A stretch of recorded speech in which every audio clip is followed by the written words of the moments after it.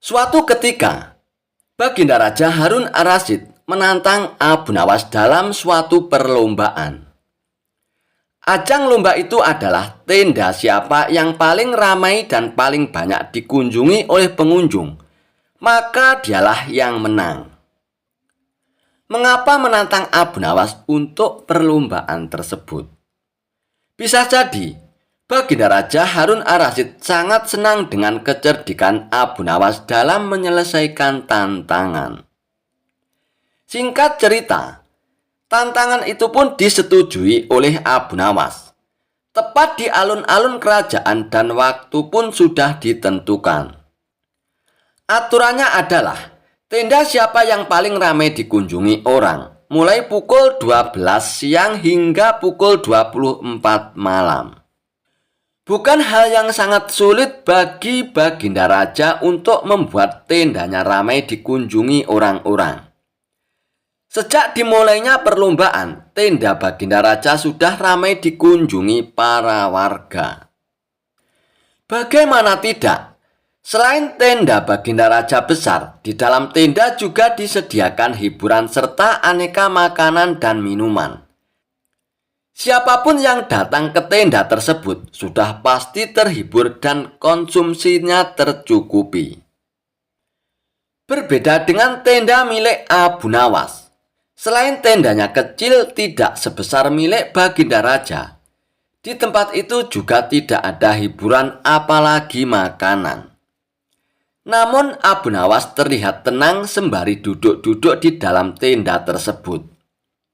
Menurutnya, waktu perlombaan masih panjang. Sejumlah warga yang datang ke tenda Baginda Raja sudah mengira bahwa Abu Nawas akan kalah dalam perlombaan tersebut.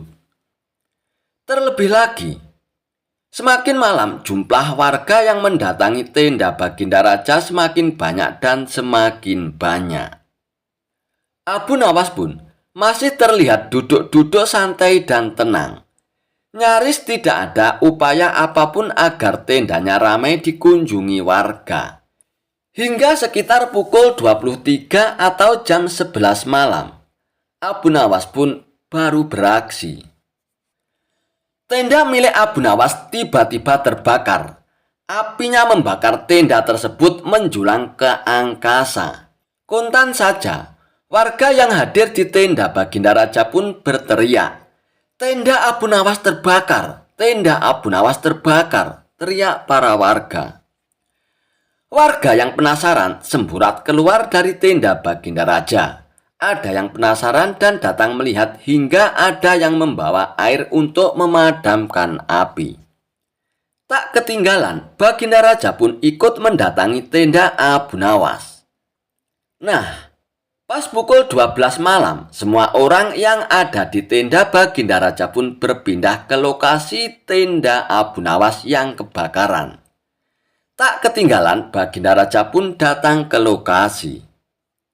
"Wahai Paduka Raja, lihat, semua orang termasuk Anda pun datang ke tenda saya. Tepat pukul 12 malam, ujar Abu Nawas sembari tersenyum penuh kemenangan. Rupanya kebakaran itu disengaja oleh Abu Nawas untuk menarik perhatian orang-orang yang ada di tenda Baginda Raja. Termasuk Baginda Raja pun terkecoh untuk datang ke tenda Abu Nawas. Lalu Baginda Raja pun beranjak pergi. Ia pun merasa kalah. Ia merasa kesal. Ia merasa bahwa ia telah dikerjai oleh Abu Nawas. Kisah Abu Nawas dan pejabat yang sombong. Dikisahkan, pada suatu hari Abu Nawas mendapat undangan untuk sebuah jamuan makan malam.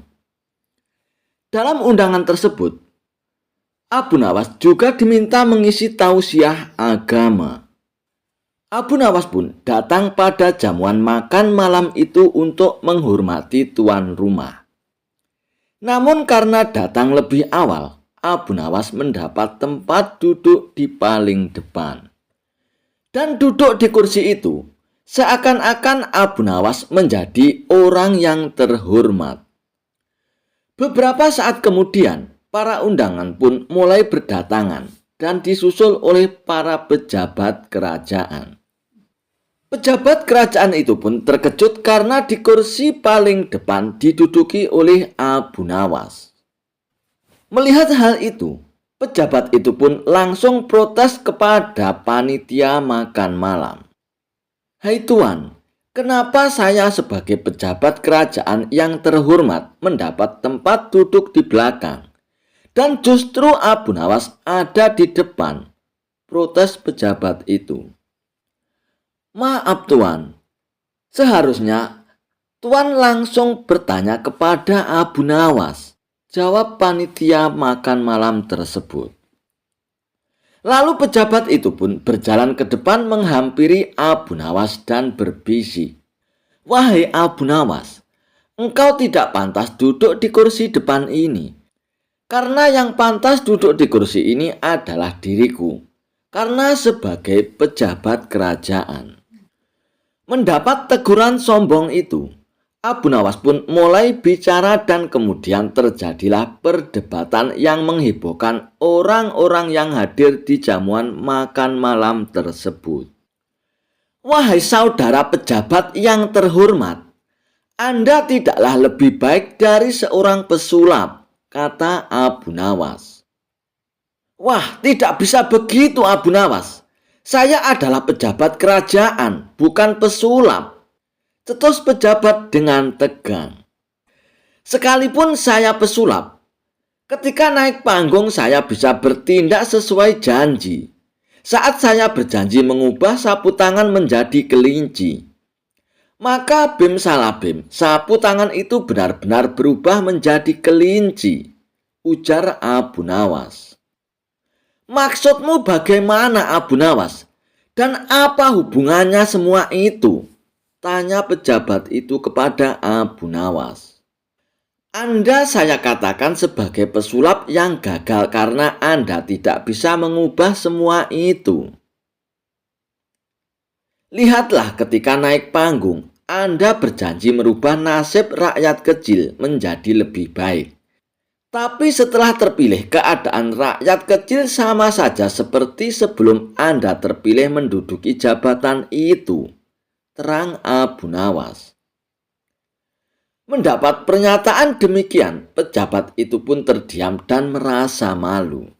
"Kalau begitu, mana yang lebih baik dan lebih pantas duduk di kursi paling depan ini?" tanya Abu Nawas. Tanpa membalas sepatah kata pun, pejabat itu pun merasa malu dan akhirnya ia pun mundur dan kembali duduk di kursinya semula. Dijebak raja, Abu Nawas harus bertelur. Baginda Raja masih penasaran ingin mengalahkan argumen Abu Nawas. Maka dirancang siasat Abu Nawas harus bertelur. Siasat ini diatur sedemikian rupa agar Abu Nawas harus bertelur seperti ayam. Kata Baginda Raja, "Pokoknya jebakan agar Abu Nawas harus bertelur ini tidak boleh gagal."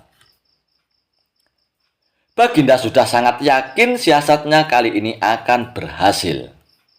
Abu Nawas yang selalu memiliki argumen saat dikerjai memang membuat geram raja.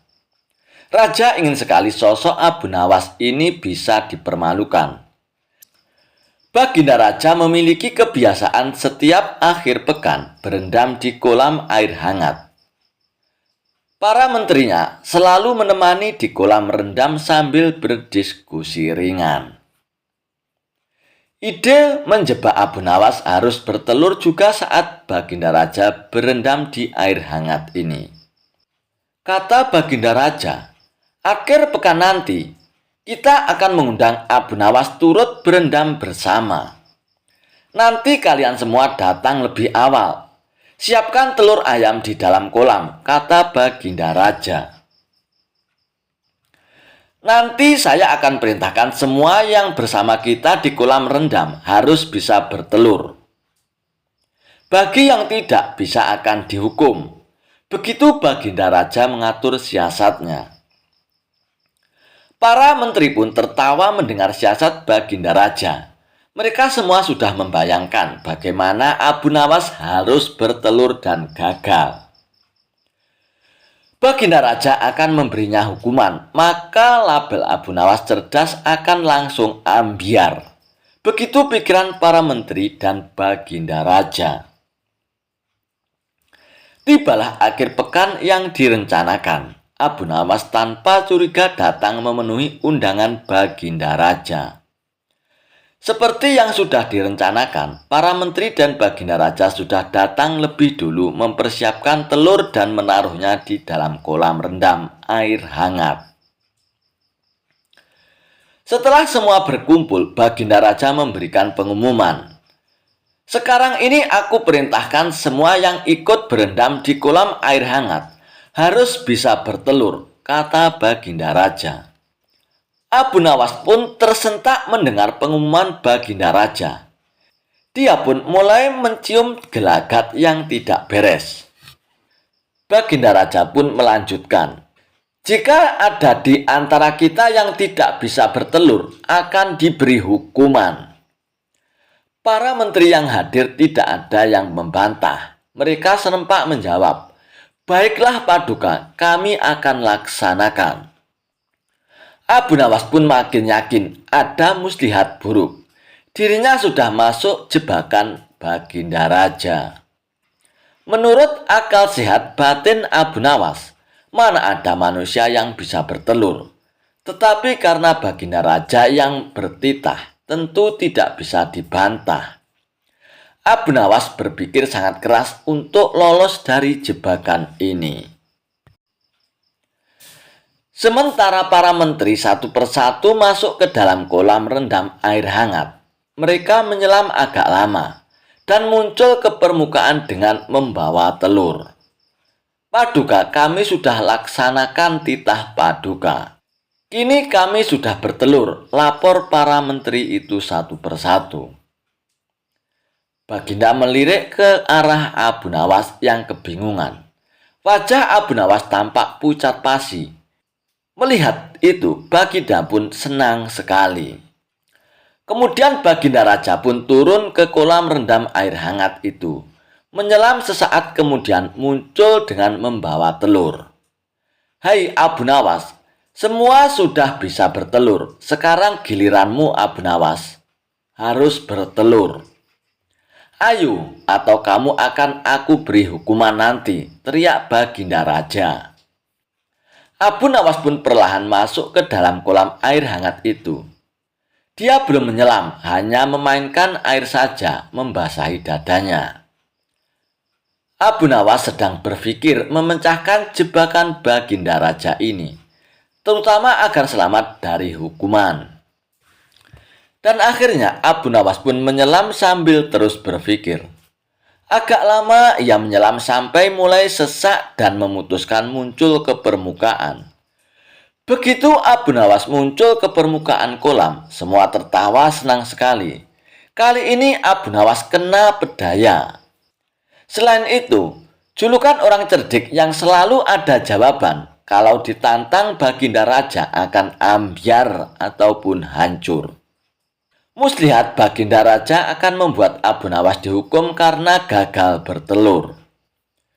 Baginda juga terlihat paling senang. Idenya berhasil membuat Abu Nawas tidak berdaya.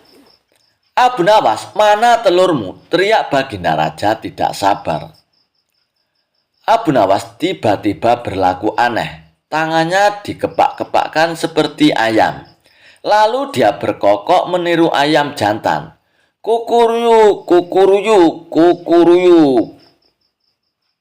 Baginda Raja pun tersentak heran melihat kelakuan aneh Abu Nawas. Maaf Paduka, saya tidak bisa bertelur, jawab Abu Nawas sambil kembali berkokok. Kukuruyuk. Kenapa? Berarti kamu akan dihukum tegas Baginda Raja. Saya merasakan diri saya ini ayam jantan Paduka. Jadi tidak mungkin bertelur. Hanya ayam betina saja yang bisa bertelur Baginda, ujar Abu Nawas sambil mengepak-ngepakkan kedua tangannya dan berkokok lagi. Kukuruyuk, kukuruyuk, kukuruyuk. Baginda Raja pun dan para menteri seperti ditampar keras oleh jawaban Abu Nawas. Baginda Raja pun bergegas mengambil pakaian dan beranjak tanpa berkata-kata lagi. Jebakan untuk Abu Nawas yang harus bertelur tak disangkanya gagal total. Malah dirinya dipermalukan, disamakan dengan ayam betina. Para menterinya juga mengikuti pergi meninggalkan Abu Nawas yang masih berkokok berkukuruyuk meledek mereka. Kisah Abu Nawas memukul kepala raja dengan tongkat. Pada suatu hari, Baginda Raja Harun Ar-Rasyid mengundang ulama yang bernama Syekh Faqih dengan tujuan untuk diajaknya berdiskusi mengenai pengetahuan agama. Ketika sang ulama faqih menunjukkan kepintarannya, Baginda Raja pun sangat terkesima. Dan tiba-tiba terlintas di benaknya akan sebuah ide yang konyol. Engkau sungguh pintar, Syekh. Tapi apakah engkau berani debat dengan Abu Nawas? Tanya Baginda Raja. Kalau debatnya tentang hukum agama, hamba siap paduka, jawab Syekh Faqih. Singkat cerita, maka dipanggillah Abu Nawas untuk datang ke istana. Sesampainya di istana, Baginda Raja pun berkata, "Wahai Abu Nawas, aku ingin kau berdebat dengan Syekh Faqih tentang hukum agama. Apakah kau siap, Abu Nawas?" Ujar Baginda Raja. "Ampun paduka yang mulia, tapi ilmu agama bukanlah untuk diperdebatkan, melainkan sebagai petunjuk manusia agar dapat berjalan di atas kebenaran paduka," jawab Abu Nawas. "Iya, aku tahu itu Abu Nawas, tapi tujuanku agar pengetahuan agamaku semakin bertambah Abu Nawas," balas Baginda Raja. Sebenarnya Abu Nawas enggan untuk memenuhi permintaan Baginda Raja. Apalagi kalau harus berdebat dengan Syekh Faqih, seorang ulama fikih yang sangat ia hormati. Tetapi karena Baginda Raja terus mendesaknya, maka Abu Nawas pun tak bisa untuk menolaknya. "Baiklah paduka, kalau itu keinginan paduka, hamba akan memenuhinya," ujar Abu Nawas. Kemudian Baginda Raja pun membuat peraturan bahwa acara debat kali ini soal yang akan diajukan dari Baginda Raja, dan masing-masing harus menjawabnya dengan jawaban yang berbeda. Baiklah, kita mulai dengan pertanyaan yang pertama. "Wahai Syekh, apa yang akan Anda lakukan manakala melihat aku sholat tapi lupa jumlah rokaatnya?" tanya Baginda Raja kepada Syekh Faqih. "Saya akan menegur paduka dan menyuruh paduka untuk sujud sahwi sebagai pengganti rokaat yang terlupa paduka," jawab Syekh Faqih. "Sekarang giliran kamu untuk menjawabnya, Abu Nawas. Apa yang akan kamu lakukan manakala melihat aku sholat tapi lupa dengan jumlah rokaatnya?" tanya Baginda Raja. "Apakah paduka yakin ingin mengetahui jawaban hamba? Dan apakah paduka tidak akan marah?" kata Abu Nawas balik bertanya. "Tentu saja aku mau, Abu Nawas. Dan kenapa aku harus marah?" timpal Baginda Raja. "Baiklah paduka yang mulia, untuk menjawab pertanyaan tersebut, hamba butuh sebuah tongkat kayu paduka," balas Abu Nawas. "Untuk apa tongkat kayu, Abu Nawas?" tanya Baginda Raja dengan heran. "Untuk mempraktekkan jawaban hamba paduka," jawab Abu Nawas. Kemudian Baginda Raja pun memerintahkan prajuritnya untuk membawakan tongkat kayu dan diberikan kepada Abu Nawas. Awalnya Baginda Raja pun mengira bahwa jawaban yang akan Abu Nawas tunjukkan sebuah jawaban yang unik dan menarik. Tapi tiba-tiba kepala Baginda Raja dipukul pakai tongkat kayu itu oleh Abu Nawas. Dan sontak saja Baginda Raja pun teriak kesakitan. "Hai Abu Nawas, kurang ajar kau ini. Apa maksud dari perbuatanmu ini, Abu Nawas?" bentak Baginda Raja. "Ini adalah jawaban hamba atas pertanyaan yang Paduka berikan," kata Abu Nawas. "Maksudmu ini apa, Abu Nawas?" kata Baginda Raja bertambah emosi. "Begini Paduka yang mulia, saat Paduka menemui tamu seorang raja, apakah Paduka pernah lupa tidak pakai baju?" tanya Abu Nawas. "Ya tidak pernah lah Abu Nawas," jawab Baginda Raja. "Dan saat Paduka menemui tamu seorang raja, apakah Paduka pernah lupa di mana letak ruang tamu istana Paduka?"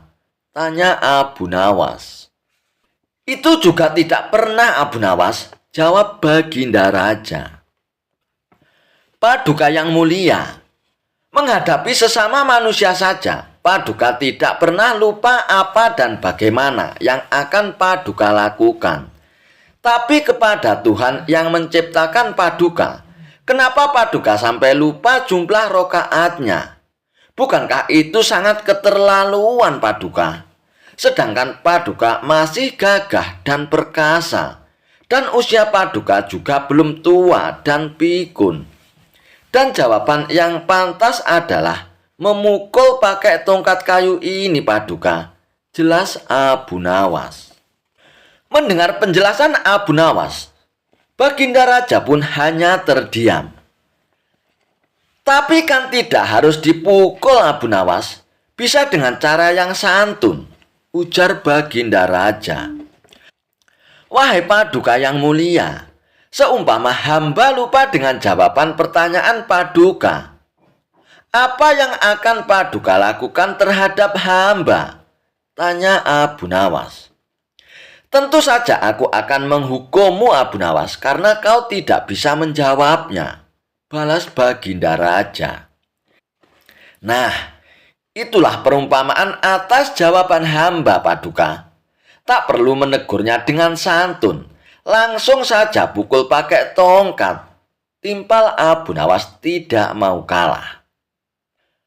Mendengar penjelasan Abu Nawas, Baginda Raja pun hanya terdiam, dan ia pun mengakui kecerdikan Abu Nawas. Kisah Abu Nawas, panah pembawa rezeki. Abu Nawas memang cerdik. Meskipun tak mempunyai kemampuan untuk melaksanakan titah Baginda Raja, namun dia selalu berhasil melaksanakan tugas-tugasnya. Dan hadiah selalu menantinya. Sungguh rezeki yang tak disangka-sangka. Suatu ketika Abu Nawas diundang oleh Baginda Raja Harun Ar-Rasyid untuk makan bersama di istana. Maka berangkatlah para pengawal kerajaan untuk menjemput Abu Nawas di rumahnya. Tak beberapa lama kemudian, Abu Nawas pun telah sampai di istana dengan pakaian seadanya.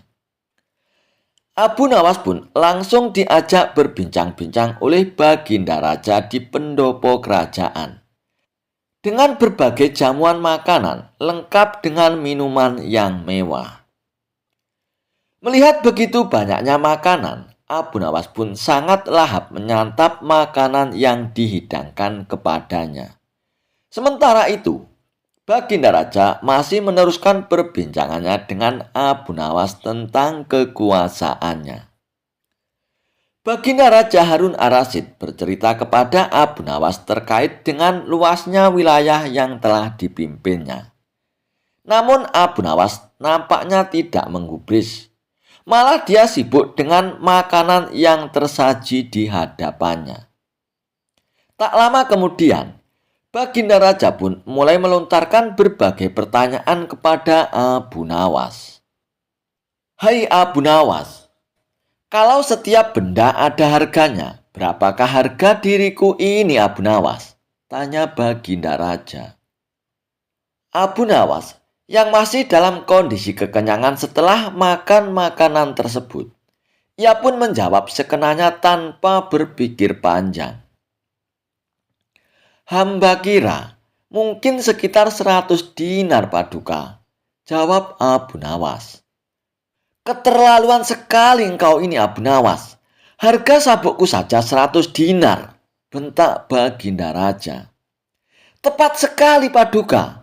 Memang yang saya nilai dari diri Paduka hanya sebatas sabuk itu saja, ujar Abu Nawas.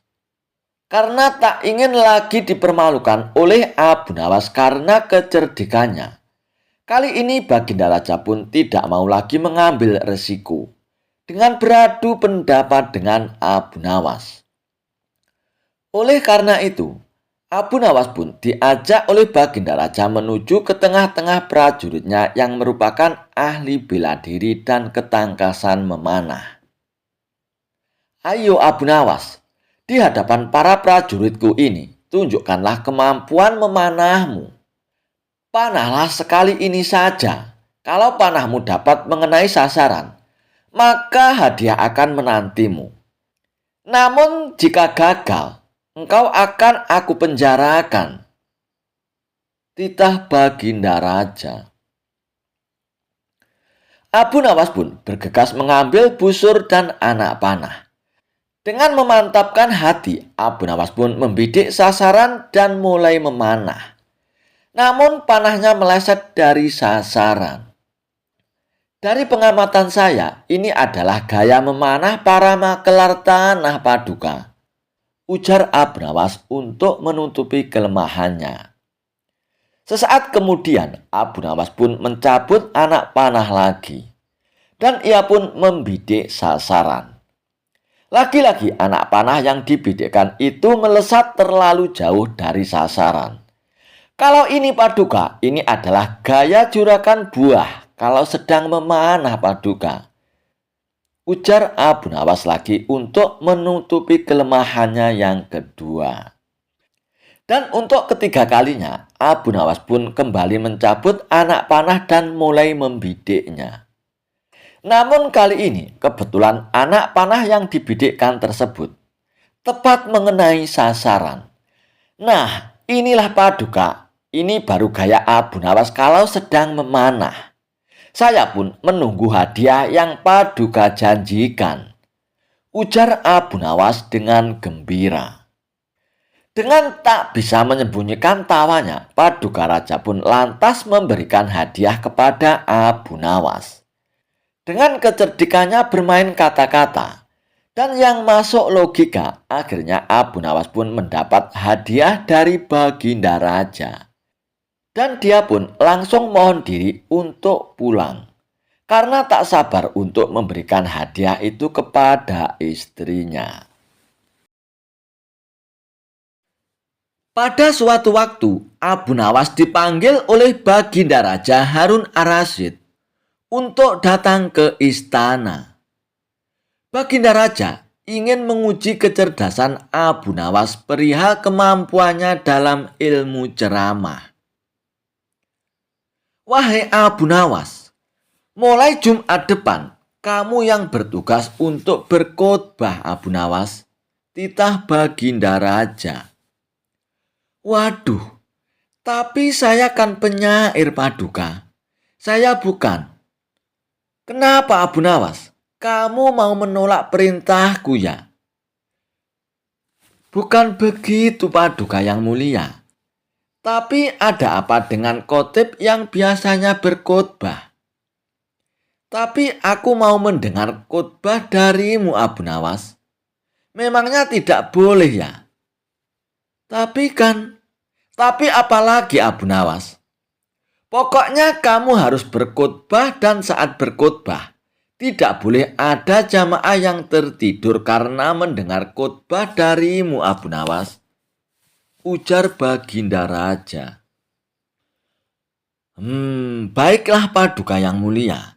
Saya akan melaksanakan titah Paduka yang mulia, ujar Abu Nawas. Namun Abu Nawas pun merasa lemas dengan perintah itu. Wah, gawat nih, kata Abu Nawas saat diantar prajurit keluar gerbang istana. Gawat gimana maksudmu Abu Nawas? Bentak prajurit. Kamu mau menolak perintah Paduka yang mulia Abu Nawas? Kamu mau dihukum gantung ya? Bukan begitu prajurit. Baiklah, Jumat depan saya akan berkhotbah. Keringat dingin pun membanjiri tubuh Abu Nawas. Ia sama sekali belum pernah berkhotbah. Sama sekali belum pernah berpidato di depan umum. Baik sekedar menyampaikan informasi, apalagi menasihati orang dengan ayat-ayat suci. Ia kan seorang penyair, bukan pengkhotbah. Kalau membual di warung-warung, dia sih jagonya. Kalau mengarang cerita dan melantunkan syair, itu sudah biasa. Dan sekarang, mau tidak mau, Abu Nawas harus melaksanakan perintah Baginda Raja. Sebab kalau tidak, seperti yang diketahuinya, Baginda Raja pun tidak segan-segan menghukum Abu Nawas dengan hukuman yang seberat-beratnya. Saat sholat Jumat pun tiba. Abu Nawas pun belum tahu apa yang akan dikhotbahkannya. Pikirannya masih blank. Dia datang saja ke masjid dengan pengawasan yang ketat dari prajurit-prajurit kerajaan. Kalau-kalau Abu Nawas hendak melarikan diri. Para jamaah yang telah mengetahui bahwa Abu Nawas yang akan menjadi khotib Jumat itu memiliki pikiran yang beragam. Ada yang merasa kasihan karena Abu Nawas bakal kena hukuman. Ada yang jadi malas ke masjid. Ada juga yang penasaran dengan isi khotbah yang akan dibawakan oleh Abu Nawas. Salah seorang jamaah pun memberanikan diri menegur Abu Nawas. Hai Abu Nawas, nanti akan bawakan tema apa saat berkhotbah? Belum tahu juga saya. Mau bawa temakan apa nantinya? Memangnya kamu bisa ya Abu Nawas? Sebenarnya aku merasa kasihan denganmu. Udahlah Abu Nawas, kabur aja ke negeri lain. Mumpung masih ada kesempatan. Daripada kena hukuman pancung nantinya. Abu Nawas pun makin tidak bisa berkonsentrasi. Udahlah kawan, jangan nanya-nanya melulu. Bikin orang makin tak enak aja. Dan setelah takmir masjid memberikan pengumuman, saatnya Abu Nawas pun maju. Abu Nawas pun naik ke mimbar dengan jantung seakan mau copot. Keringat pun membanjiri wajahnya, seolah setiap saat dia habis berwudu. Mata para jamaah pun menatap tajam ke arah Abu Nawas. Mereka memandang seakan telah tiba malaikat maut menunggu perintah untuk mencabut nyawanya. Para prajurit kerajaan menatap tajam mengawasi Abu Nawas. Kalau dia melarikan diri. Suasana Jumatan pun menjadi mencekam. Abu Nawas telah berdiri di atas mimbar. Assalamualaikum warahmatullahi wabarakatuh. Jamaah pun menjawab dengan kompak dan penuh dengan konsentrasi. Tidak seperti Jumat sebelumnya, ternyata jamaah masjid pun membeludak. Banyak juga jamaah yang berdatangan dari daerah lain. Jamaah pun melober hingga ke gerbang istana. Karena mereka sangat penasaran bakal seperti apa khotbah yang akan dibawakan oleh Abu Nawas.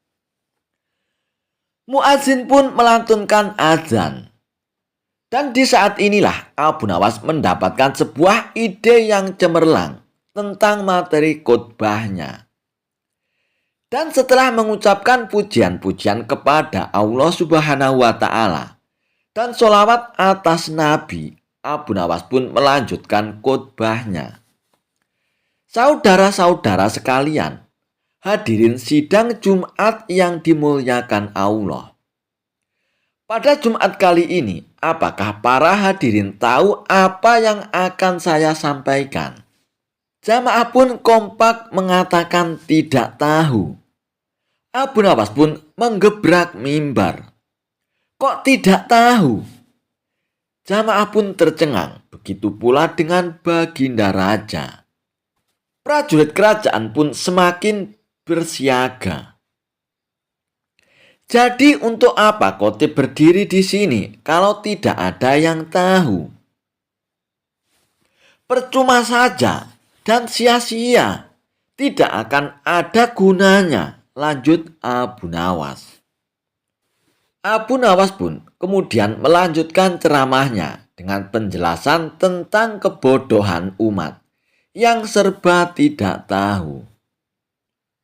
Para hadirin sidang Jumat yang berbahagia, umat Islam harus banyak tahu, harus selalu belajar dan belajar, agar pengetahuan kita bertambah luas.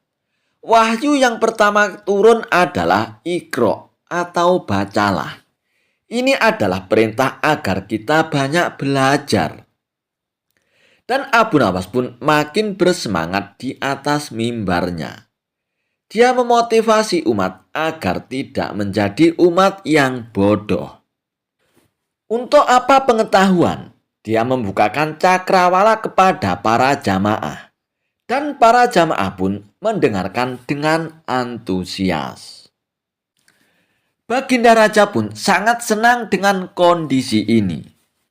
Bahkan sebenarnya ia pun sayang dengan Abu Nawas. Cuma terkadang caranya itu tidak seperti orang lain. Raja punya cara tersendiri. Raja juga senang karena para jamaah tidak ada yang tertidur saat Abu Nawas menyampaikan khotbahnya. Dan baru kali ini, para jamaah terlihat sangat antusias. Selepas sholat Jumat, Baginda Raja pun memanggil Abu Nawas. Wahai Abu Nawas, Jumat depan kamu lagi yang berkhotbah. Loh, kan sudah Paduka yang mulia. Hamba sudah menjalankan titah Paduka yang mulia sesuai dengan permintaan Paduka. Kilah Abu Nawas. Pokoknya harus Abu Nawas. Apa kamu mau digantung? Dan Abu Nawas pun tidak bisa mengelak dari perintah Baginda Raja. Dan ternyata Baginda Raja pun tidak mau kalah cerdik dengan Abu Nawas. Dia ingin kembali menguji seberapa cerdasnya Abu Nawas. Baginda Raja pun kemudian mengatur para jamaahnya. Kalau Abu Nawas bertanya yang sama saat berkhotbah, maka para jamaah pun disuruh menjawab tahu. Abu Nawas pun naik ke mimbar lagi. Kali ini dia menggunakan jurus yang sama. Abu Nawas sudah tidak tegang lagi. Wajahnya pun penuh dengan senyuman. Dia merasa berada di atas angin. Hadirin sidang Jumat yang diberkahi Allah Subhanahu wa Ta'ala. Apakah kalian tahu apa yang akan saya khotbahkan? Jamaah pun menjawab, tahu. Alhamdulillah. Bagus, inilah yang dinanti-nantikan oleh para pemimpin umat sejak lama. Inilah yang diimpikan oleh baginda Nabi kita, Muhammad Shallallahu Alaihi Wasallam. Maka ditambahkan lagi di sana dan di sini tentang kondisi umat yang mulai maju tingkat peradabannya. Kita berilmu pengetahuan juga tentang kejayaan umat Islam di masa kini dan yang akan datang. Beginilah seharusnya jika kita ingin berjaya. Dan baginda raja pun hanya bisa senyum-senyum sendiri. Dia tidak menyangka Abu Nawas bisa seenteng ini lolos dari perangkapnya. Tetapi dia pun senang juga karena para jamaah tidak ada yang tertidur sama sekali. Baginda raja pun lalu memerintahkan Abu Nawas untuk berkhotbah lagi Jumat depan. Dan kali ini, ia mengatur kalau Abu Nawas menanyakan hal yang sama, maka sebagian jamaah menjawab tahu, dan sebagian jamaah lagi menjawab tidak tahu. Dan baginda raja pun merasa bahwa ini adalah jebakan yang paling top sedunia. Abu Nawas pun tidak senang dengan kondisi ini. Ia yakin baginda raja pasti sedang merencanakan sesuatu yang tidak disangkanya. Bahkan Abu Nawas sempat berpikir ia ingin melarikan diri dari negeri ini. Tapi pengawasan dari prajurit lebih ditingkatkan. Mata-mata pun disebar di seluruh penjuru. Abu Nawas pun tidak bisa berkutik. Dan tibalah hari Jumat yang ketiga. Abu Nawas pun menjadi khotib lagi dan ia pun menggunakan jurus yang sama. Pertanyaan yang serupa pun dilontarkan. Apakah kalian tahu apa yang akan saya khotbahkan? Dan sebagian jamaah menjawab tahu. Dan sebagian lagi menjawab tidak tahu. Kalau begitu, para jamaah yang tahu silakan memberitahu pada jamaah yang tidak tahu. Abu Nawas pun menambahkan bahwa kita harus menjaga kerjasama sesama umat, saling nasihat menasihati, harus kompak bahu-membahu, mengatasi kedunguan dan kejahilan, saling tolong-menolong, memberantas kejahilan. Yang sudah tahu, harus mengajari saudaranya yang tidak tahu. Jangan sampai tenggelam dalam kegelapan. Dan Abu Nawas pun telah menyelesaikan tugasnya. Baginda raja pun akhirnya sadar bahwa Abu Nawas memang banyak akalnya. Dan ia pun mengakui kecerdikan Abu Nawas. Kisah Abu Nawas mengambil mahkota dari surga. Tidak seperti biasanya, hari itu baginda raja tiba-tiba ingin menyamar menjadi rakyat biasa. Beliau ingin menyaksikan kehidupan rakyat di luar istana tanpa sepengetahuan siapapun. Agar lebih leluasa bergerak, baginda mulai keluar istana dengan pakaian yang amat sederhana, layaknya seperti rakyat jelata. Di sebuah perkampungan, beliau melihat beberapa orang berkumpul. Setelah baginda raja mendekat, ternyata seorang ulama sedang menyampaikan kuliah tentang alam barzah. Tiba-tiba ada seorang yang datang dan bergabung di situ. Ia bertanya kepada ulama itu, "Kami menyaksikan orang kafir pada suatu waktu dan mengintip kuburannya. Tetapi kami tidak mendengar mereka berteriak. Tidak pula melihat penyiksaan-penyiksaan yang katanya sedang dialaminya. Maka bagaimana cara membenarkan sesuatu yang tidak sesuai dengan yang dilihat mata?" tanya orang itu.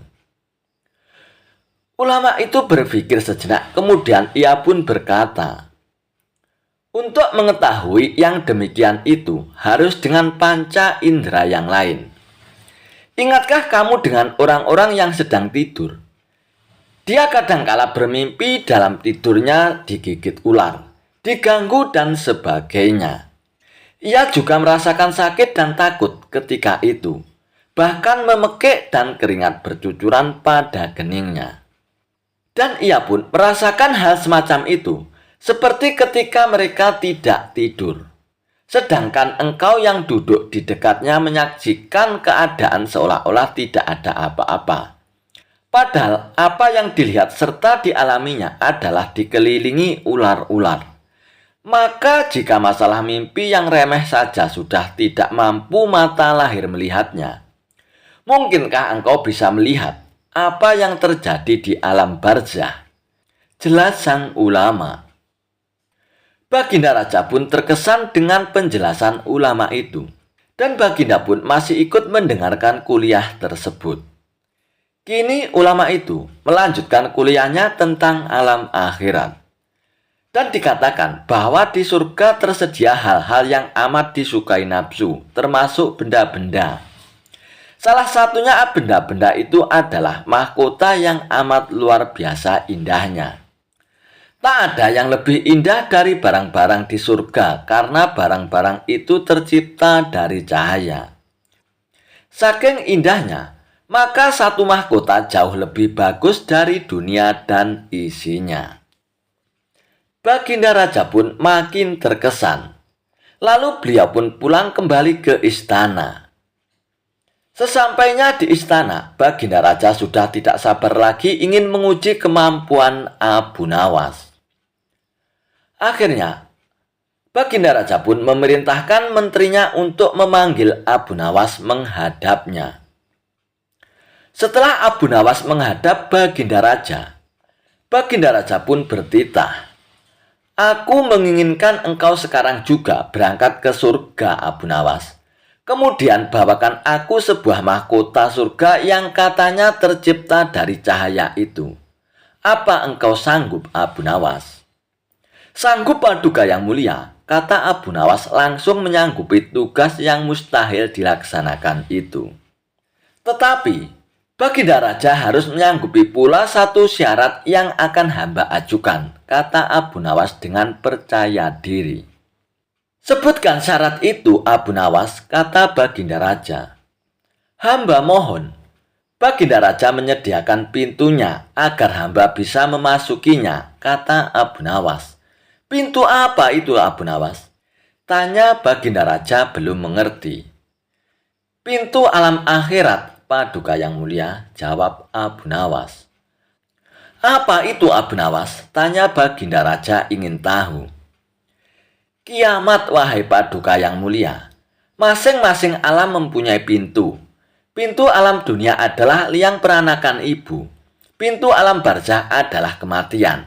Dan pintu alam akhirat adalah kiamat," jelas Abu Nawas kepada Baginda Raja. Surga berada di alam akhirat. Bila Baginda masih tetap menghendaki hamba mengambil sebuah mahkota di surga, maka dunia harus kiamat terlebih dahulu, lanjut Abu Nawas. Mendengar penjelasan Abu Nawas, Baginda Raja pun terdiam. Di sela-sela kebingungan Baginda Raja Harun al-Rasyid, Abu Nawas pun bertanya lagi kepada Baginda Raja. "Masihkah Baginda Raja menginginkan mahkota surga itu?" tanya Abu Nawas. Baginda Raja pun tidak menjawab. Beliau diam 1000 bahasa. Sejenak kemudian Abu Nawas pun mohon diri karena Abu Nawas sudah tahu jawabannya.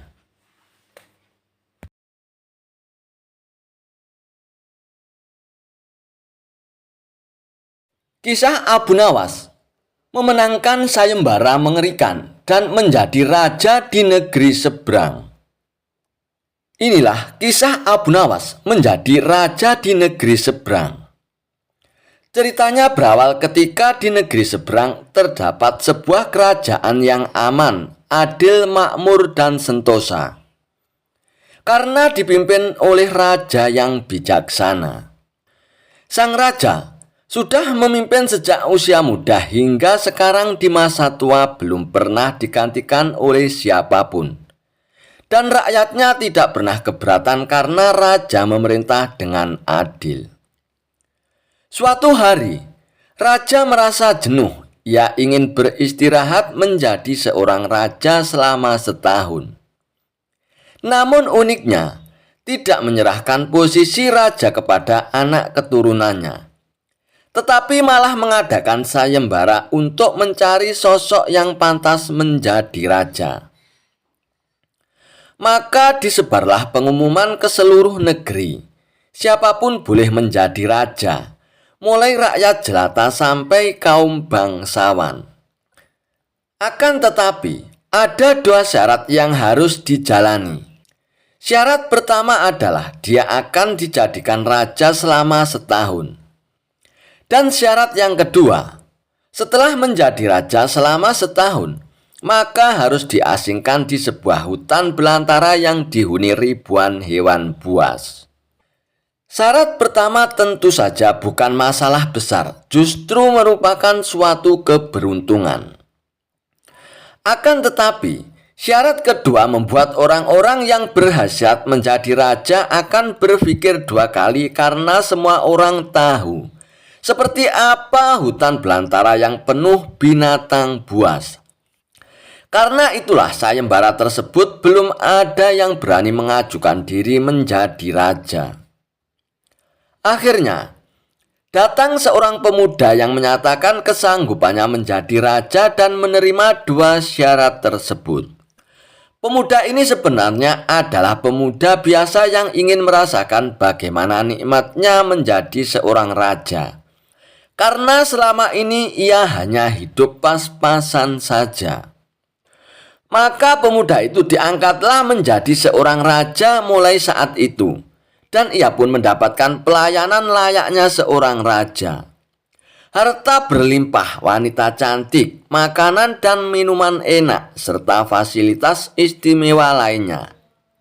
Tapi sayang, ternyata ketakutannya akan kematian membuatnya tidak bisa menikmati semua itu. 3 bulan pertama, dia mulai gelisah karena umurnya tinggal 9 bulan lagi. 3 bulan kedua, ia makin tidak tenang makan, tidur tidak nyenyak. Dan 3 bulan ketiga, dia mulai menyesali keputusannya menjadi raja. 3 bulan terakhir, si pemuda miskin itu pun stres berat karena hidupnya tinggal beberapa bulan dan kesenangan yang dicari selama ini tidak bisa dirasakan. Ketika masa jabatannya sebagai seorang raja sudah berakhir, lalu dibuanglah dia ke hutan belantara. Dan tidak butuh waktu yang lama, terdengar kabar ke seluruh negeri jika pemuda itu tewas dimakan binatang buas di hutan belantara. Adanya peristiwa tersebut membuat orang-orang kian enggan melamar menjadi raja. Tapi ternyata masih saja ada pemuda lain yang ingin melamar menjadi raja. Maka diangkatlah pemuda kedua ini menjadi raja. 3 bulan pertama menjadi raja, pemuda ini ia puas-puaskan berpesta karena sadar hidupnya tidak akan lama lagi.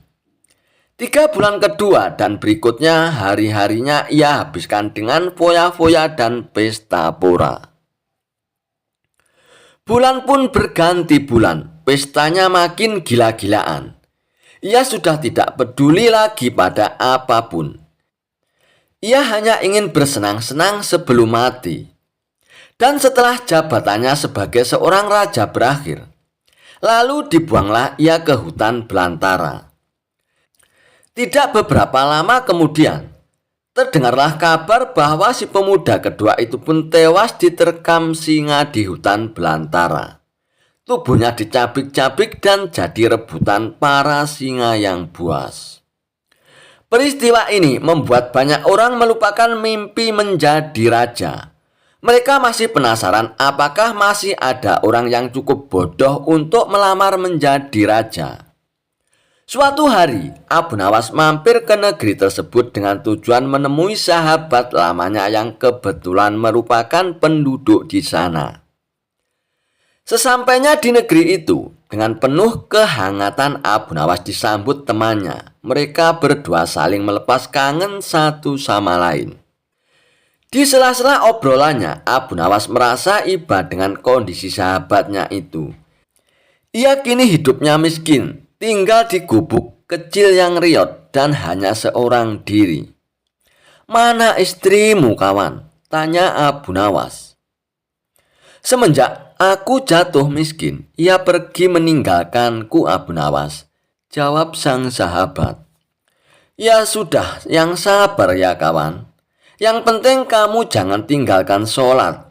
Dan jangan lupa berdoa kepada Allah Subhanahu wa Ta'ala agar Allah membukakan pintu rezeki untukmu," tutur Abu Nawas.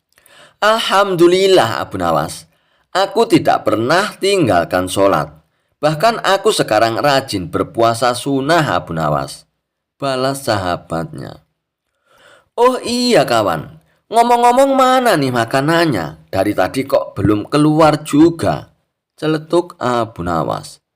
Maaf Abu Nawas, aku sudah tidak punya apa-apa lagi. Aku sendiri kadang sehari makan dan kadang tidak, ujar sahabatnya. Mendengar penuturan sahabatnya itu, membuat hati Abu Nawas makin tersenyum. Kenapa tidak mencari kerja? Upahnya kan bisa untuk beli makanan, tanya Abu Nawas. Setiap hari aku keluar untuk cari pekerjaan, tapi belum juga dapat. Mungkin belum rezekiku, jawab sang sahabat. Kalau mau nekat sih, sebenarnya aku bisa Abu Nawas. Bahkan aku bisa menjadi seorang raja yang kaya raya. Tapi itu hanya sementara saja. Setelah itu aku akan mati diterkam binatang buas di hutan belantara, kata sahabat melanjutkan. Maksudmu bagaimana kawan? Tanya Abu Nawas dengan heran. Kemudian sahabatnya itu memberitahu tentang sayembara yang diadakan Baginda Raja. Mendengar sayembara tersebut, Abu Nawas pun terdiam sejenak. Tiba-tiba terlintas di benak Abu Nawas sebuah ide yang cemerlang.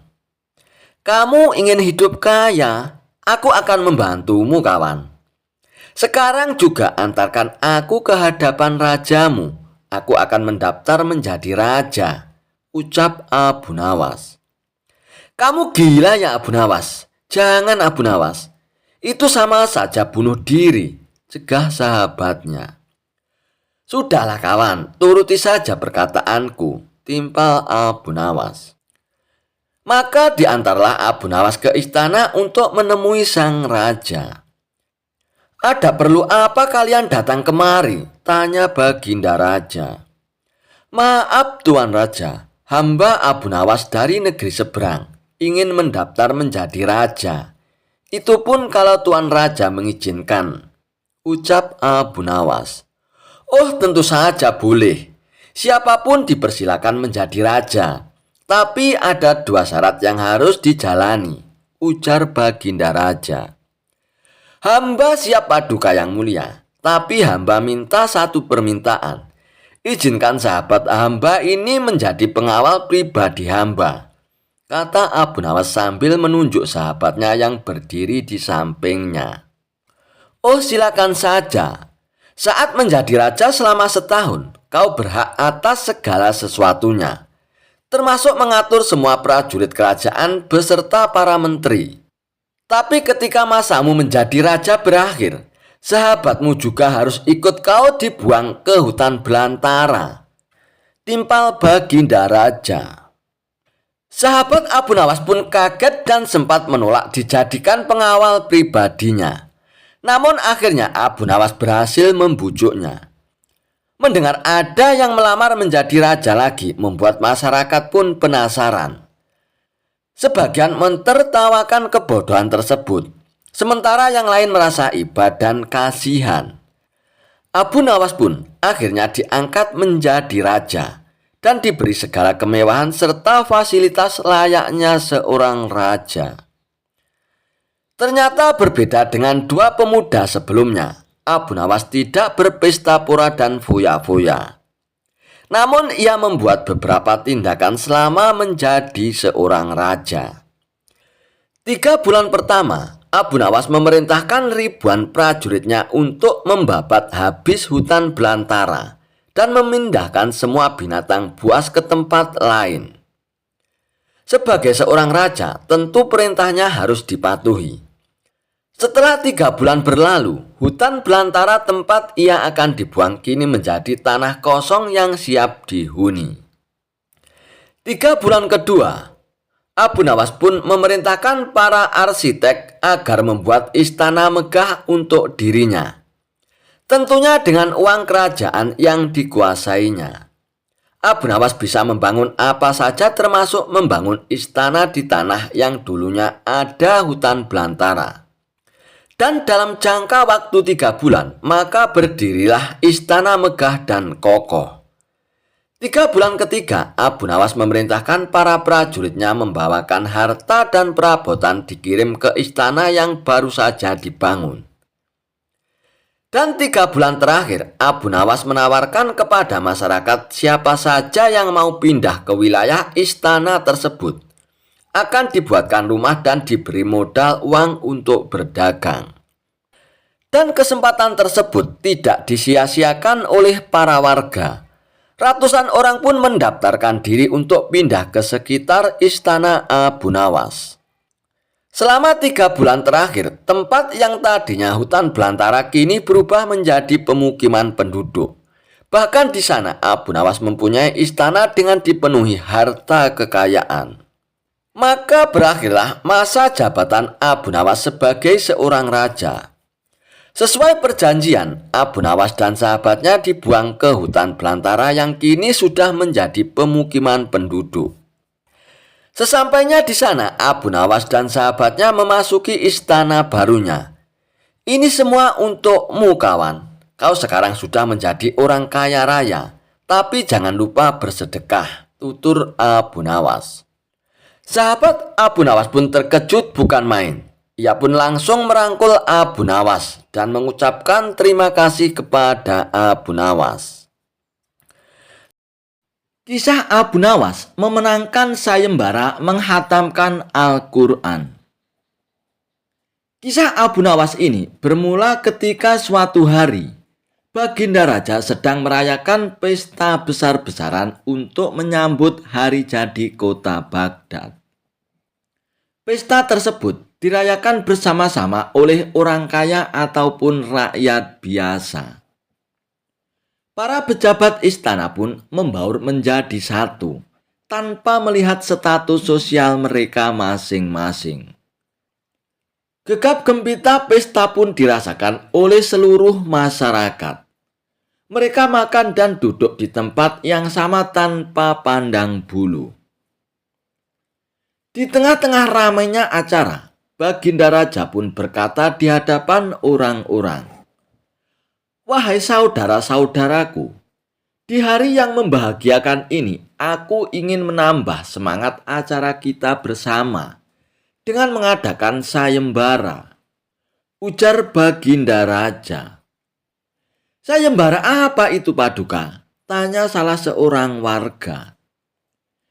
Sayembara itu berbentuk mengaji Al-Quran dan menghatamkannya.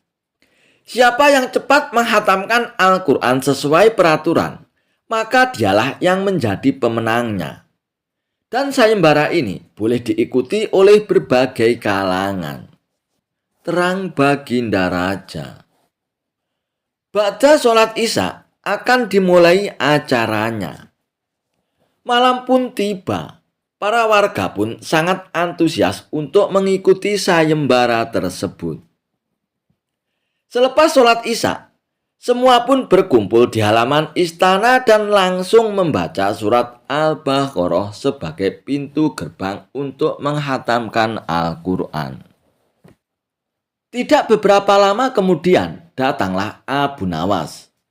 Ia pun sempat bertanya kepada Baginda Raja terkait sayembara tersebut. Tanpa menunggu lama, Abu Nawas pun langsung ikut bergabung bersama warga lainnya di halaman istana untuk mengikuti sayembara tersebut. Akan tetapi, yang dilakukan oleh Abu Nawas bukanlah membaca Al-Quran. Dia malah mengambil makanan. Baginda Raja pun menegurnya. "Hai Abu Nawas, malam sudah semakin larut. Kenapa kau tidak bergegas membaca Al-Quran? Kau jadi ikut sayembara atau tidak, Abu Nawas?" tanya Baginda Raja. "Ya tentu saja hamba ikut, Paduka," jawab Abu Nawas dengan entengnya. Setelah dirasa istirahatnya cukup, Abu Nawas pun bergegas mengambil air wudhu. Dan ia pun membaca Al-Quran. Namun tak beberapa lama kemudian, Abu Nawas pun berteriak dengan suara yang lantang. "Wahai Paduka yang mulia, Hamba sudah menghatamkan Al-Quran Paduka. Jadi hambalah pemenangnya, kata Abu Nawas. Mendengar hal itu, para peserta lain pun terkejut. Dan mereka pun tidak percaya. Mereka pun mengajukan protes kepada Baginda Raja. Itu tidak mungkin Paduka yang mulia. Abu Nawas pasti berbohong. Kami saja yang membaca sejak habis sholat Isya. Baru sampai bab 10. Masa Abu Nawas yang baru datang langsung menghatamkan Al-Quran? Protes dari salah seorang peserta dan langsung diiyakan oleh peserta yang lainnya. Hai Abu Nawas, bagaimana kau bisa menyelesaikan bacaan Al-Quran tersebut dengan waktu yang singkat? Mereka tidak percaya dan termasuk aku juga Abu Nawas, ujar Baginda Raja. Saya cukup membaca surat Al-Ikhlas sebanyak 3 kali Paduka, terang Abu Nawas. Loh, kenapa kok bisa begitu Abu Nawas? Tanya Baginda Raja lagi. Begini Paduka yang mulia. Dalam sebuah hadis, Rasulullah SAW menjelaskan bahwa membaca surat Al-Ikhlas sama saja membaca sepertiga dari Al-Quran. Dan saya sudah membaca surat Al-Ikhlas sebanyak 3 kali Paduka. Jadi saya sudah menghatamkan Al-Quran Paduka, terang Abu Nawas.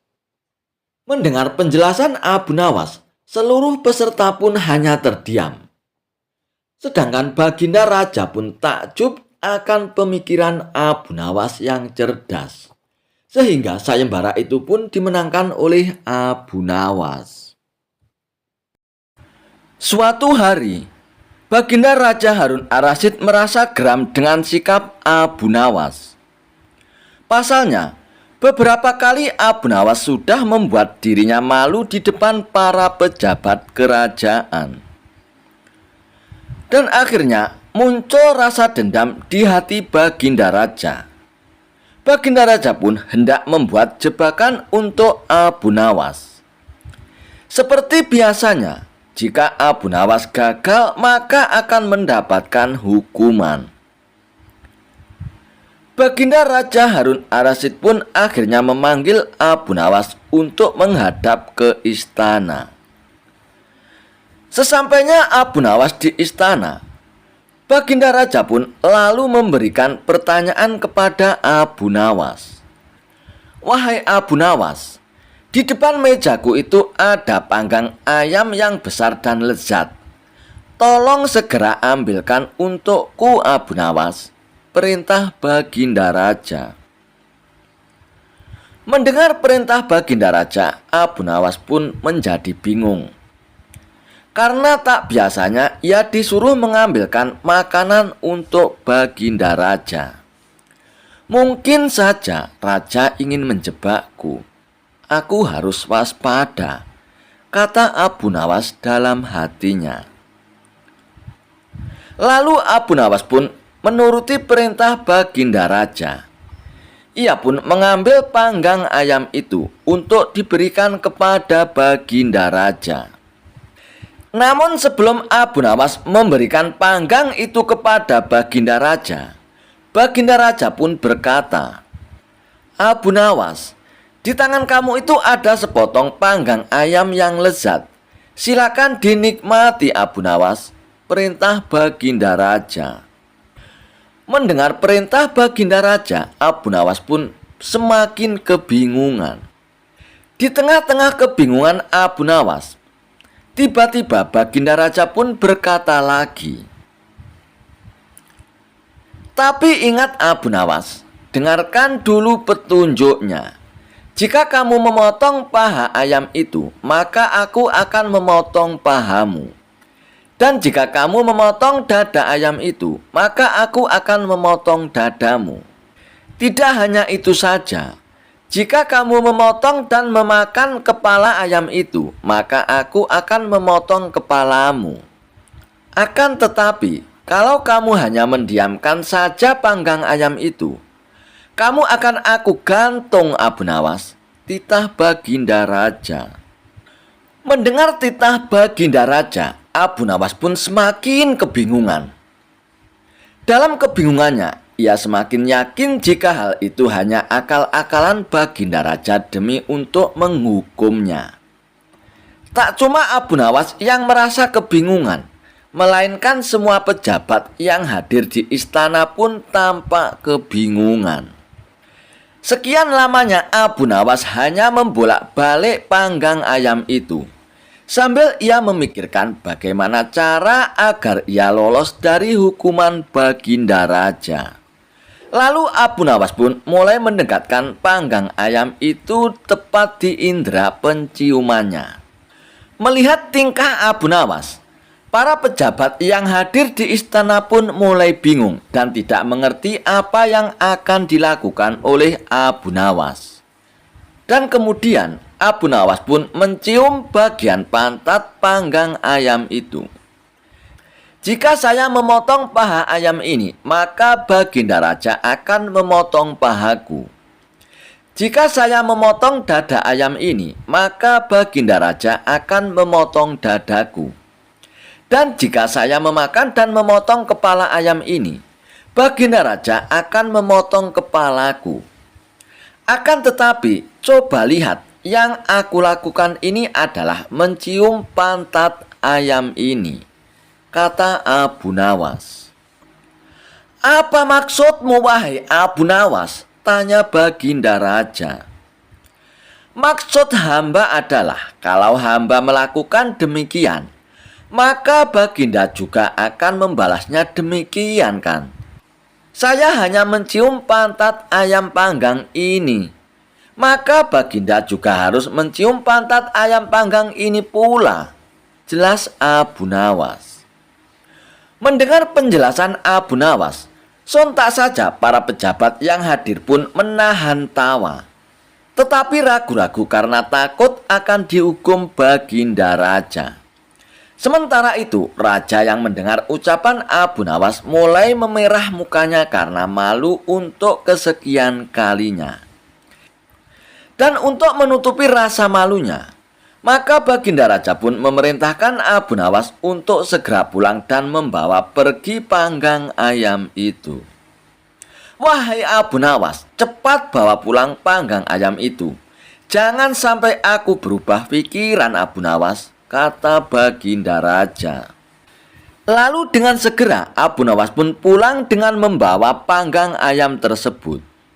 Sesampainya di rumah, Abu Nawas pun mengundang tetangganya untuk berpesta dengan ayam panggang itu. Dan untuk kesekian kalinya, Abu Nawas pun kembali lolos dari hukuman Baginda Raja. Tidak hanya itu, ia pun sukses mempermalukan Baginda Raja Harun Ar-Rasyid di depan para pejabat kerajaan. Dengan menggunakan metode pengajaran yang khusus, ternyata Abu Nawas juga bisa menyulap seekor keledai yang dungu menjadi pintar membaca. Meski keledai ini tetap memiliki kekurangan dibandingkan dengan manusia. Ada saja orang yang iri akan kecerdikan Abu Nawas, termasuk para pembesar kerajaan yang ingin menjadi menteri kesayangan raja. Pada suatu hari, seorang menteri kerajaan yang dipimpin oleh Harun Ar-Rasyid tiba-tiba punya pikiran buruk kepada Abu Nawas. Rupanya ia iri hati terhadap perhatian raja yang begitu berlebihan terhadap Abu Nawas daripada dirinya. Tanpa ada sebab, menteri itu memberikan seekor keledai kepada Abu Nawas. Ajari keledai ini membaca dalam 2 minggu. Datanglah kembali kemari dan kita lihat hasilnya, kata menteri itu. Abu Nawas pun menerimanya dan kemudian pergi tanpa banyak kata. Namun dalam hati masih was-was juga atas niat menteri itu. Apakah ini salah satu tipu dayanya untuk menghancurkan nama baikku? Tanya Abu Nawas dalam hatinya. Abu Nawas pun berusaha tidak memperdulikannya. Dan dalam 2 minggu kemudian ia kembali ke istana tanpa banyak bicara. Menteri pun mengajak menghadap Baginda Raja Harun al-Rasyid. "Baginda, akan aku tunjukkan siapa sebenarnya diriku ini," kata menteri itu dengan lantangnya. "Hai menteri, ada apa denganmu ini?" bentak Raja Harun al-Rasyid. "Tenang Baginda, hari ini Baginda akan tahu kecerdasan akal saya.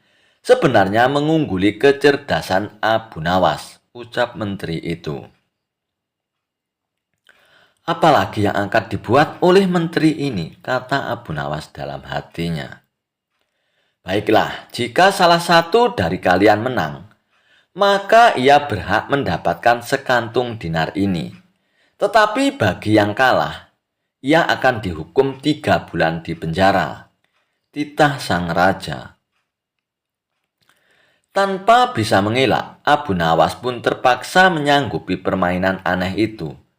Tiba-tiba menteri itu menunjuk ke sebuah buku besar. "Coba buktikanlah jika keledai itu bisa membaca. Bukankah engkau cerdas dalam segala hal?" kata menteri itu kepada Abu Nawas. Abu Nawas pun lalu menggiring keledainya ke buku itu dan membuka sampulnya. Si keledai menatap buku itu dan tak lama kemudian mulai membolak-balik halamannya dengan lidahnya. Terus-menerus di balik setiap halaman sampai ke halaman terakhir. Setelah selesai, keledai itu pun menatap Abu Nawas. "Demikianlah keledaiku bisa membaca," kata Abu Nawas. Kini giliran si menteri itu menginterogasi. "Bagaimana caramu mengajari si keledai ini untuk membaca, Abu Nawas?" tanya sang menteri kepada Abu Nawas. "Sesampainya di rumahku, aku siapkan lembaran-lembaran besar mirip buku dan aku sisipkan biji-biji gandum di dalamnya.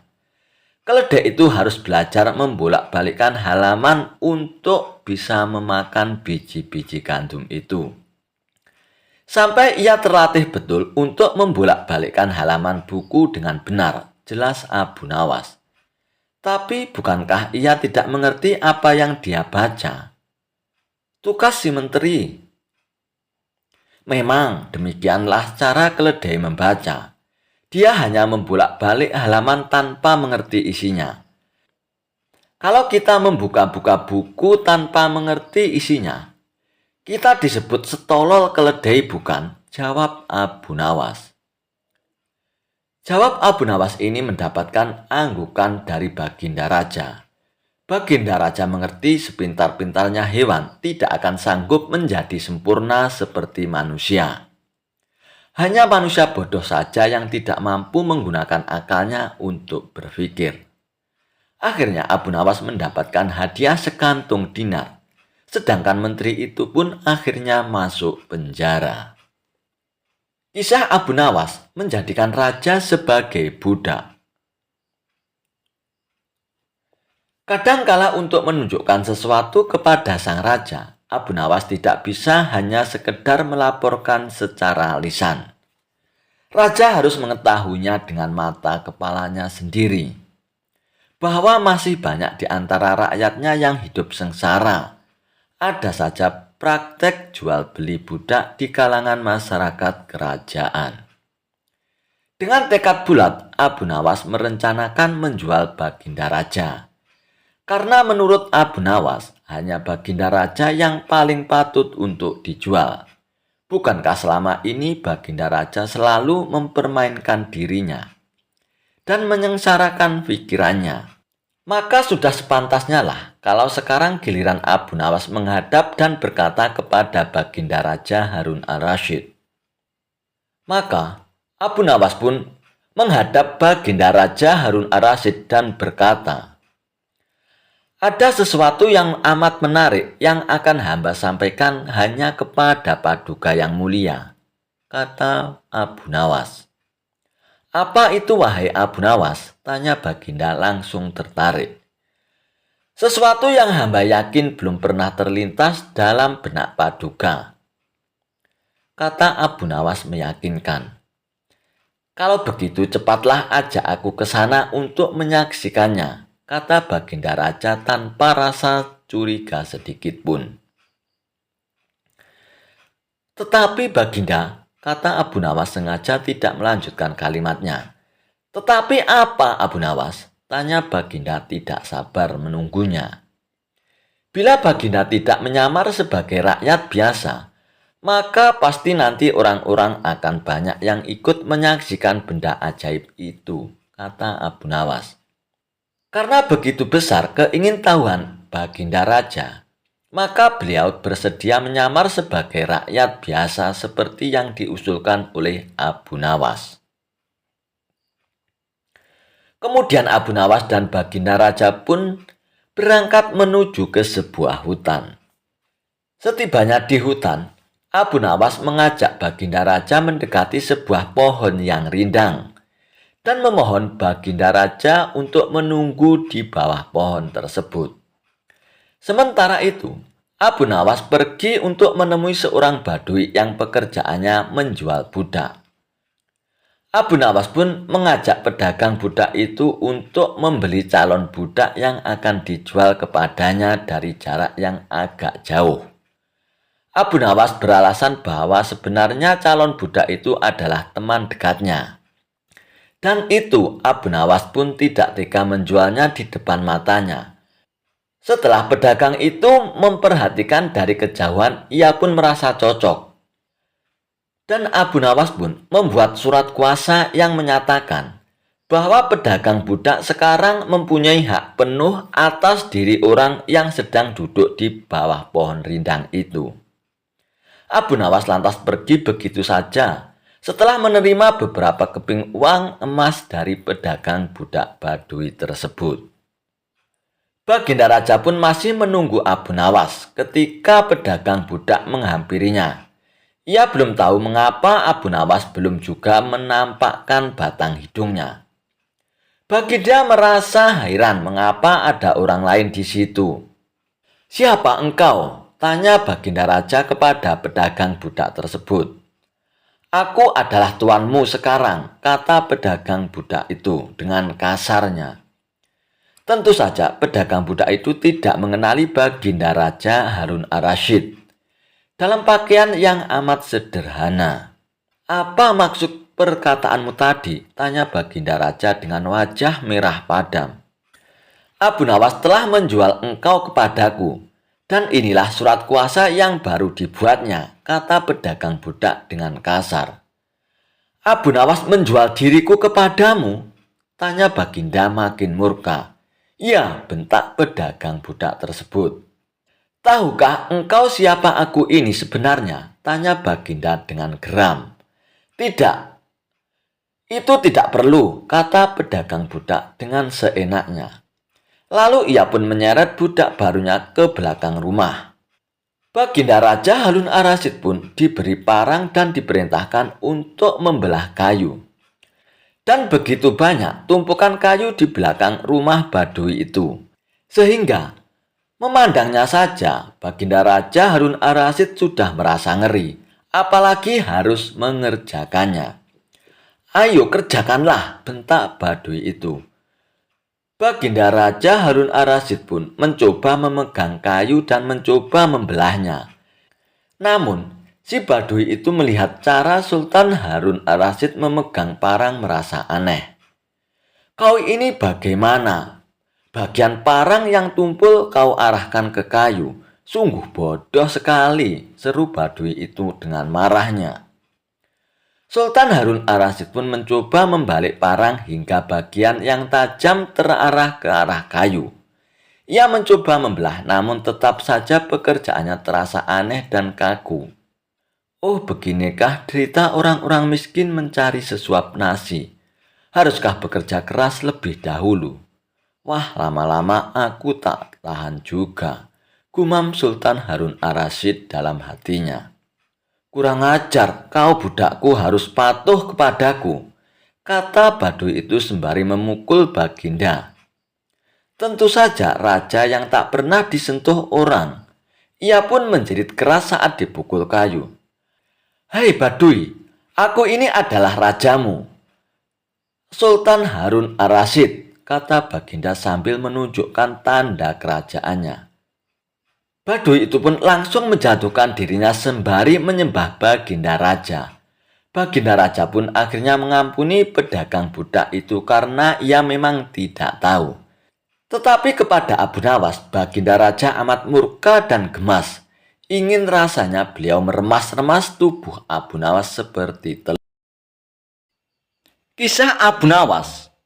Cara agar hutang cepat dibayar. Utang piutang memang hal yang biasa. Namun menjadi tidak biasa kalau ada orang yang susah membayar hutangnya. Apalagi kalau ada teman yang tidak mau bayar utang. Pasti bikin kesal saja. Tapi tenang saja, Abu Nawas punya cara agar utang itu cepat dibayar. Mau tahu caranya? Begini ceritanya.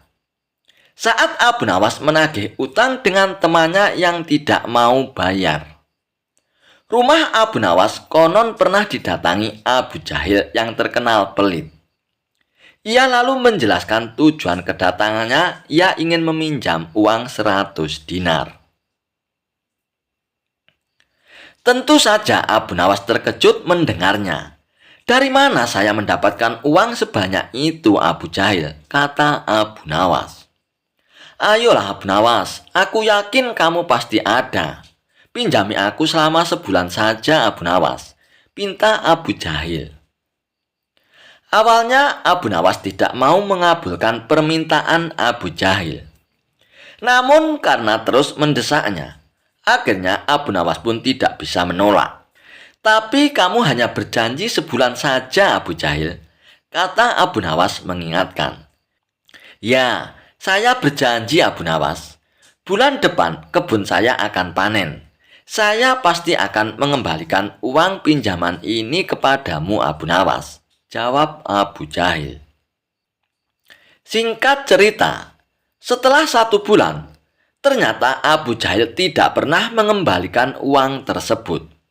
Padahal saat itu kebun Abu Jahil memiliki hasil panen yang melimpah ruah. Payah Abu Jahil ini. Dia tidak menepati janjinya, batin Abu Nawas. Karena membutuhkan uang, Abu Nawas pun terpaksa pergi ke rumah Abu Jahil untuk menagih hutangnya. Hei Abu Jahil, bagaimana dengan janjimu yang dulu itu? Katanya kamu akan mengembalikan uang itu dalam waktu sebulan, kata Abu Nawas. Abu Jahil pun menjawab bahwa dia tidak bisa membayar hutangnya. Ia beralasan bahwa uang hasil kebunnya digunakan untuk mengobati saudaranya yang sedang sakit. Jangan khawatir Abu Nawas, saya pasti akan membayar hutangku bulan depan, kata Abu Jahil. Abu Nawas pun sangat kecewa. Akhirnya, dia pun pulang tanpa membawa uang sepeser pun.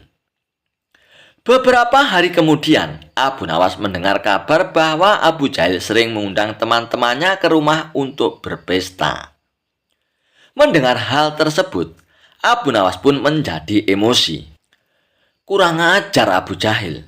Katanya dia kekurangan uang, tapi dia malah sering mengadakan pesta, gerutu Abu Nawas. Abu Jahil pasti tidak akan membayar hutangnya karena 1000 alasan. Akhirnya Abu Nawas pun mendapat ide untuk mengerjai Abu Jahil. Keesokan harinya Abu Nawas pun pergi ke desa seberang untuk menemui sahabatnya.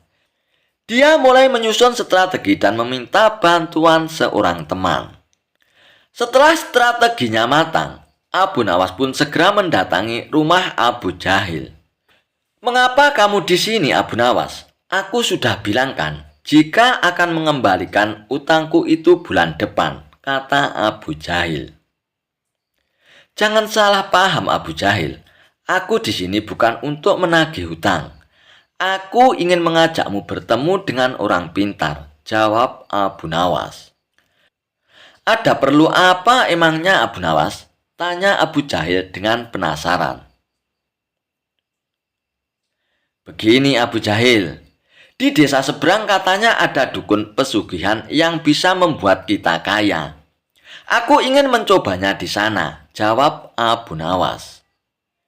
Benarkah Abu Nawas itu? Oke, Abu Nawas. Aku ikut. Aku juga ingin kaya, kata Abu Jahil girang mendengar adanya tawaran dukun pesugihan itu. Singkat cerita, Abu Nawas dan Abu Jahil tiba di rumah dukun pesugihan tersebut. Setelah memanggil keduanya, dukun itu pun bertanya, "Apa yang kamu lakukan di sini?" Abu Nawas kemudian mengutarakan keinginannya agar ia ingin kaya tanpa bekerja. "Ah, itu mudah saja. Tapi syaratnya ada loh," kata sang dukun. "Apa syaratnya, dukun?" tanya Abu Nawas. "Syaratnya harus ada yang dikorbankan. Tapi jangan khawatir, korbannya tidak harus dari keluarga. Orang lain juga bisa dikorbankan. Tapi orang lain itu adalah orang yang terkait dengan hartamu," jawab sang dukun.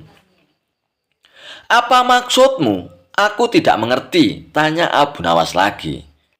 "Ya, misalnya siapapun yang berutang uang kepadamu, orang itu dapat digunakan sebagai korban, meskipun dia bukan anggota keluargamu," jawab sang dukun. "Bagaimana jika orang itu tidak mau?" tanya Abu Nawas. "Kamu tidak perlu minta izin kepada orang tersebut. Nanti ia akan jadi korban tanpa ia sadari dan tiba-tiba mati dengan mengerikan," kata dukun menjelaskan. "Aku mengerti. Oke, aku setuju," jawab Abu Nawas sambil memandang Abu Jahil. Abu Jahil yang merasa dikorbankan langsung gemetar. Dukun itu kemudian mengajari Abu Nawas mantra sebagai ritualnya. Setelah kembali dari rumah dukun tersebut, di tengah jalan Abu Nawas berkata kepada Abu Jahil, "Hei Abu Jahil, kamu tidak perlu mengembalikan hutangmu 100 dinar itu. Saya ikhlas Abu Jahil," ucap Abu Nawas. Mendengar hal itu, Abu Jahil langsung ketakutan. "Jangan Abu Nawas, saya akan mengembalikan uangmu nanti. Tepatnya saat tiba di rumah nanti, aku akan segera kembalikan utangku Abu Nawas," ucap Abu Jahil dengan ketakutan. "Bukankah kamu kemarin mengatakan bahwa kamu kehabisan uang Abu Jahil?" goda Abu Nawas. "Saya masih punya uang banyak Abu Nawas. Mungkin aku membohongimu," kata Abu Jahil. Akhirnya, Abu Jahil pun segera mengembalikan uang pinjamannya kepada Abu Nawas di hari itu juga, sejumlah 100 dinar. Setelah diselidiki, terungkap bahwa dukun yang didatangi Abu Nawas dan Abu Jahil itu adalah sahabat Abu Nawas. Taktik ini sengaja diatur oleh Abu Nawas dan kawannya, agar Abu Jahil segera melunasi hutang-hutangnya. Dan memang cerdas sekali akal Abu Nawas. Kisah Abu Nawas buang air besar di tempat tidur. Pada suatu waktu, Baginda Raja Harun ar-Rasyid sangat gundah hatinya. Seperti biasanya, dirinya ingin sosok Abu Nawas hadir di istana untuk menghibur hati sang raja. Namun setelah beberapa kali dipanggil, Abu Nawas belum juga menampakkan batang hidungnya. Entah kenapa Abu Nawas enggan untuk menghadap Baginda Raja. Setelah lama berpikir, akhirnya Baginda Raja pun menemukan cara agar Abu Nawas bisa hadir di istana kerajaannya.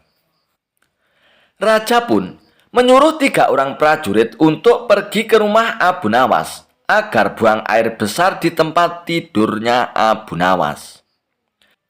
"Hai pengawal, pergilah ke rumah Abu Nawas dan beraklah di tempat tidur Abu Nawas kalian. Dan kalau kalian berhasil, maka masing-masing akan aku beri uang 1000 dirham," titah Baginda Raja. Daulat Paduka Raja, jawab ketiga pengawal itu secara bersamaan. Sementara itu, duduk di sebelahnya ada Ki Patih yang mendengar obrolan rajanya dengan ketiga pengawal itu. Karena berhubung tugas yang diberikan kepada tiga anak buahnya yang agak aneh, Ki Patih pun memberanikan diri untuk bertanya kepada sang raja. "Maaf Paduka Raja, bukankah tugas yang diberikan itu tampak aneh dan sangat menghina?" tanya Patih kepada Baginda Raja. "Patih, memang benar. Tapi itulah siasatku agar Abu Nawas segera hadir ke istana," jawab Baginda Raja. "Apakah gerangan rencana Baginda?" tanya Patih lagi. "Nanti kamu akan segera mengetahuinya. Dan sekarang kamu ikutilah ketiga anak buahmu itu, dan intailah mereka, dan sampaikan juga kepada Abu Nawas, bila dia berhasil menggagalkan tugas pengawalku itu, maka Abu Nawas akan aku beri uang 3.000 dirham. Dan sekaligus, ia boleh memukul utusanku itu," titah Baginda Raja. Dengan perasaan yang masih bingung, Patih pun segera melaksanakan perintah Baginda Raja. Ia pun segera berkemas dan menuju ke rumah Abu Nawas. Tidak beberapa lama kemudian, utusan Baginda Raja Harun ar-Rasyid sudah tiba di depan pintu rumah Abu Nawas. "Hai Abu Nawas, kami diutus oleh Baginda Raja untuk buang air besar di tempat tidurmu. Karena ini perintah Raja, kamu tidak boleh menolak," kata salah seorang utusan itu. "Saya sama sekali tidak keberatan. Silakan saja kalau kalian mampu melaksanakan perintah Baginda Raja," jawab Abu Nawas dengan santainya. "Betul?" tanya utusan raja. "Iya, silakan saja," sahut Abu Nawas. "Betul begitu Abu Nawas?" tanya utusan raja. "Iya, silakan saja," sahut Abu Nawas. Abu Nawas pun mengawasi orang-orang itu beranjak ke tempat tidurnya dengan geram. Berak di tempat tidurku betul-betul kelewatan," gumam Abu Nawas dalam hatinya. Abu Nawas pun akhirnya memutar otaknya.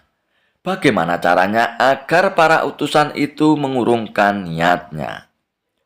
Setelah berpikir beberapa saat, Abu Nawas pun akhirnya menemukan cara untuk menggagalkan tugas para utusan tersebut. Pada saat para utusan itu hendak bersiap-siap buang air besar, mendadak Abu Nawas berkata dari balik jendela kamar, "Hai para utusan raja, ada yang lupa saya sampaikan kepada kalian," kata Abu Nawas. "Apa itu Abu Nawas?" tanya salah satu utusan raja. "Saya ingatkan supaya kalian jangan melebihi perintah Baginda Raja. Jika kalian melanggar, saya akan pukul kalian dengan sebuah pentungan besar, dan setelah itu saya akan laporkan kalian kepada Baginda Raja bahwa kalian melanggar perintahnya," jawab Abu Nawas dengan serius. Dengan cekatan, Abu Nawas pun segera mengambil sebatang kayu besar yang ada di dapur rumahnya.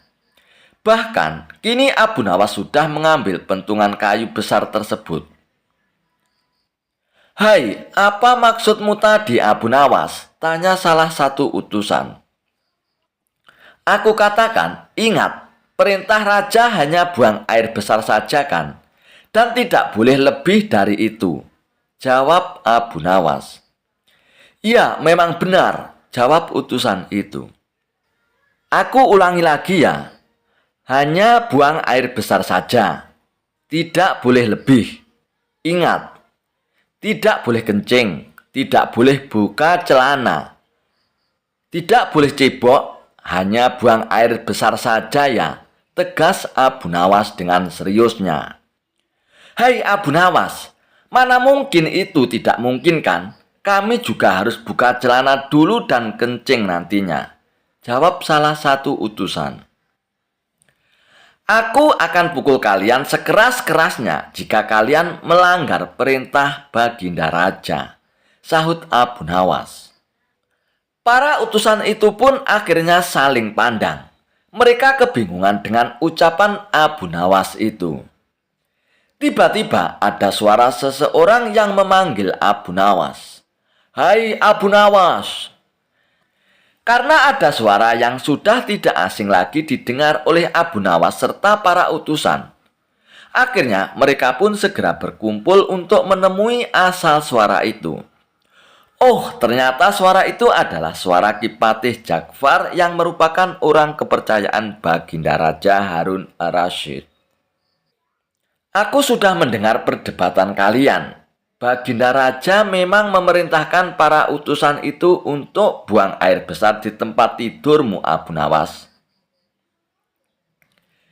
Jika 3 orang ini sanggup, mereka masing-masing akan mendapatkan 1.000 dirham. Namun, jika mereka gagal, maka mereka boleh engkau pukul sesuka hatimu, Abu Nawas," kata Kipatih Ja'far. "Oh, begitu ya Kipatih. Lalu hadiah dari Baginda untukku berapa, tuanku?" tanya Abu Nawas. "Sekarang juga engkau boleh menghadap Baginda Raja untuk menerima 3.000 dirham, jawab Kipatih. Hahaha. Abu Nawas pun tertawa bahagia dan merasa kaget. Segera saja Abu Nawas pun mengambil pentungan. Lalu 3 orang utusan yang mau berak di tempat tidur Abu Nawas itu pun akhirnya dipentungi pantatnya. Buk, buk, buk. "Ampun Abu Nawas.